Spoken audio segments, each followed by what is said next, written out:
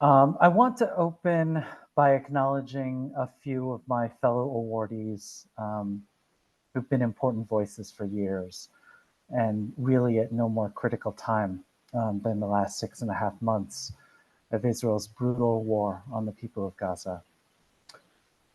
While the pain of this ongoing crisis is constant, it's deep, and it's continuing, Mohammed Al-Kurd at The Nation and the team at Democracy Now! Have not only been keeping us informed, but they've held the complexity and humanity of the Palestinian people front and center.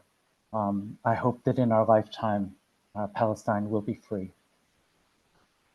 I'm really honored to be here, not just with Mohammed Al-Kurd and Democracy Now!, but with the other awardees, Lindsay Billing, Trina Reynolds, Tyler, and Sarah Conway. And I want to say just a few words about some of those pieces that have won these awards. As a person of Korean descent whose parents were born in a previous era of imperial war, Lindsay's deep exploration of the past, present, and future costs of war resonated very deeply with me. As a Chicagoan, the really remarkable journalism that Trina and Sarah produced are really something that can help deepen an understanding of how race, gender, and place intersect to define the bounds of people's power and their agency. I know we'll be hearing from them shortly as well.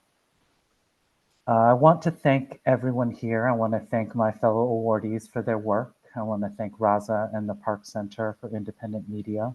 I want to thank the judges, who I'm sure read many, many entries that were all worthy in different ways. I'd really also like to thank the entire In These Times community, our tireless staff, many of whom who worked all this weekend, our contributors, our writers, and our artists. I want to thank our board and our leaders, some of whom I think are here. I see them joining this Zoom now. And I want to thank our subscribers and those who kick in, a few dollars every month or every year to help collectively keep this institution going. My name's Alex Hahn, and I am very proud to serve as the executive director of In These Times. We were founded in 1976, and we're an independent nonprofit magazine that is dedicated to advancing democracy and economic justice, to informing movements for a more humane world, and to providing an accessible forum for debate about the policies that will shape our future.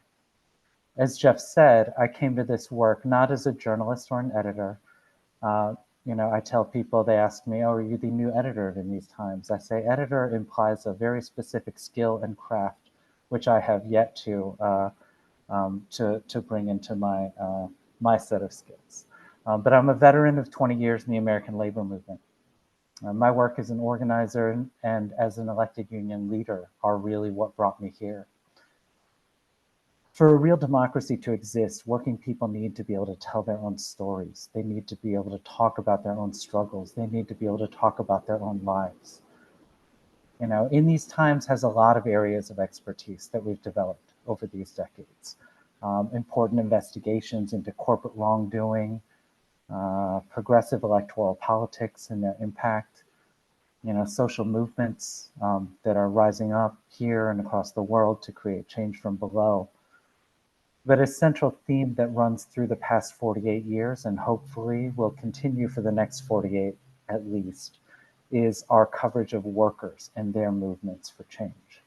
So the stories that the Park Center highlighted, Luis Feliz Leon on immigrant workers fighting back at Tyson plants in Iowa, Bryce Covert on the real cost and the lives that are upended by the overturning of Roe versus Wade, Kim Kelly on the resurgence of Black lung in coal country, which has recently led to a rule change from the Mine Safety and Health Administration to start tightening those rules around silica.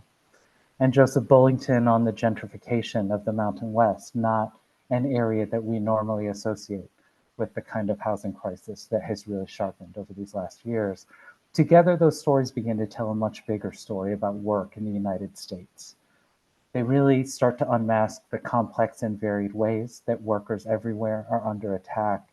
And hopefully they start to mark out the ways where workers can organize themselves to fight back.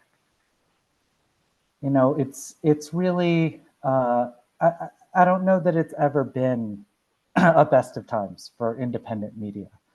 Uh, Media with independence is always going to struggle to find ways to finance itself. But right now, as corporate media goes through its continual rounds of consolidation, cuts, and layoffs, independent media is more important than ever with all of the challenges that go with creating it.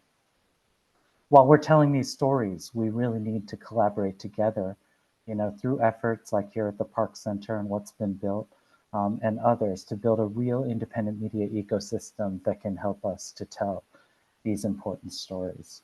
I just want to close by saying I spent some time over the weekend in a gathering of over 4,000 union members, talking together about ways that they can improve their work and their unions. We were together when the results came in from Chattanooga, Tennessee on Friday night, when over 4,000 workers worked across racial lines and divisions to finally, on their third try, win a union at the Volkswagen plant. And it's moments like this that really give us hope and mark out the possibilities for the future. I'm really so grateful again to the whole team at In These Times. I'm thankful to the judges and the team at the Park Center for Independent Media. And I want to thank you on behalf of all of us at In These Times for this award.